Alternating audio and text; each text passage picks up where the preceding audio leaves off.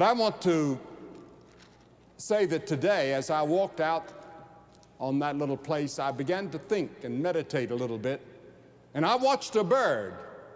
I don't know the name of that bird. It's a big bird, and it has different colors. It may be a magpie, I'm not sure, but it certainly has a strange sound to North Carolina ears. And then the bird sat on a fence post, and he sat there by himself. No mate came around. Now, we have a lot of doves where I live, and as you know, they mate for life, and they go around together, and they have friendship and fellowship, and produce little children, little birds.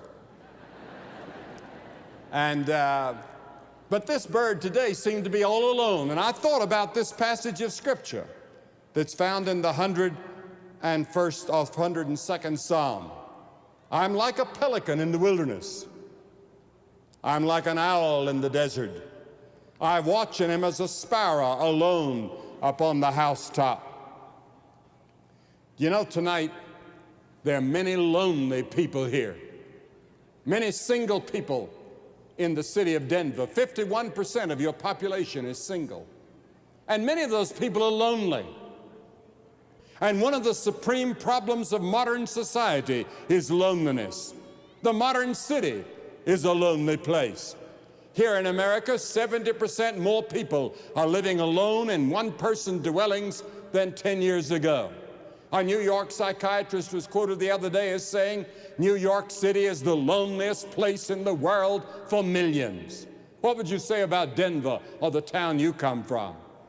An American university study reported that university students are the loneliest people in the United States, followed by divorced people. Are you lonely? One of the principal causes of loneliness is alcoholism and drug use. Alcohol and drugs are efforts to escape loneliness. Drugs take you on a trip, and being drunk makes you feel that you've got somebody with you. On the other hand, going with Christ is a trip in which you really always have Jesus with you as your Lord and companion. You cannot drink your way out of loneliness. Most young people turn to drugs for kicks and get hooked, or peer pressure, but thousands turn to drugs because of loneliness.